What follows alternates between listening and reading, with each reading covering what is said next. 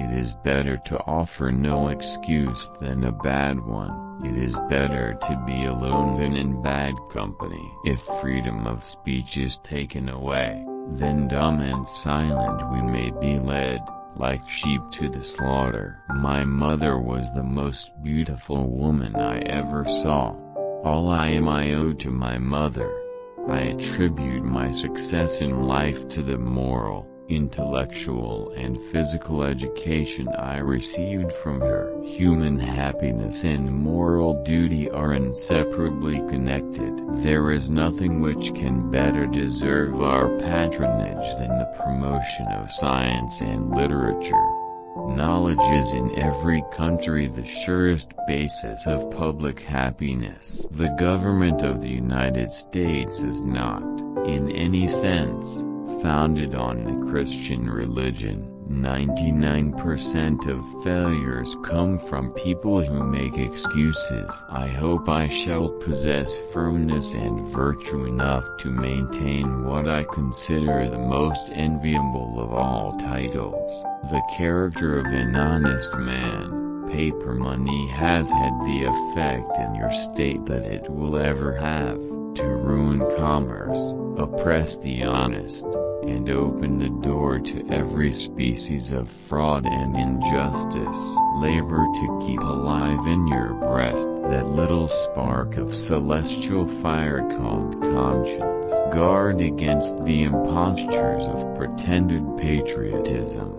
Perseverance and spirit have done wonders in all ages. Let us therefore animate and encourage each other, and show the whole world that a freeman, contending for liberty on his own ground, is superior to any slavish mercenary on earth. Experience teaches us that it is much easier to prevent an enemy from posting themselves than it is to dislodge them after they have got possession. Few men have virtue to withstand the highest bidder. Worry is the interest paid by those who borrow trouble. Happiness depends more upon the internal frame of a person's own mind than on the externals in the world. A sensible woman can never be happy with a fool. The harder the conflict, the greater the triumph. Associate yourself with men of good quality, if you esteem your own reputation. For 'tis better to be alone than in bad company. I conceive a knowledge of books is the basis upon which other knowledge is to be built. If we desire to avoid insult, we must be able to repel it. If we desire to secure peace, one of the most powerful instruments of our rising prosperity, it must be known that we are at all times ready for war. The turning points of lives are not the great moments. The real crises are often concealed in occurrences so trivial in appearance that they pass unobserved. Where are our men of abilities?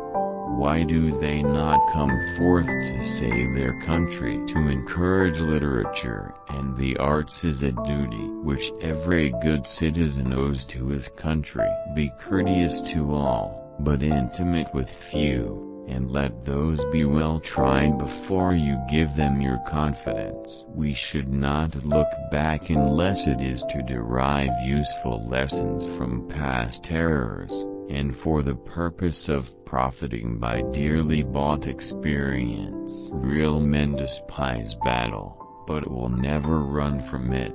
Discipline is the soul of an army. It makes small numbers formidable, procures success to the weak, and esteem to all. To persevere in one's duty, and be silent is the best answer to calumny. Gentlemen, you will permit me to put on my spectacles, for I have grown not only gray, but almost blind in the service of my country. March 15, 1783. Death. the abyss from where no traveler is permitted to return. I hold the maxim no less applicable to public than to private affairs, that honesty is always the best policy. It is substantially true that virtue or morality is a necessary spring of popular government. The rule, indeed, extends with more or less force to every species of free government. We must consult our means rather than our wishes. The great rule of conduct for us, in regard to foreign nations, is, in extending our commercial relations, to have with them as little political connection as possible. Overgrown military establishments, which, under any form of government, are inauspicious to liberty, and which are to be regarded as particularly hostile to republican liberty. If to please the people, we offer what we ourselves disapprove, how can we afterwards defend our work? Let us raise a standard to which the wise and honest can repair.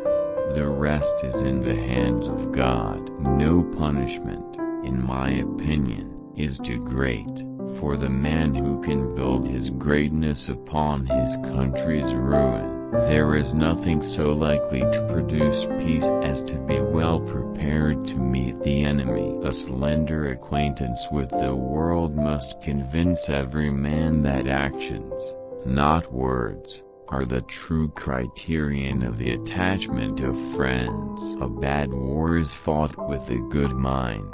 Be not glad at the misfortune of another, though he may be your enemy. Let your heart feel for the afflictions and distress of everyone.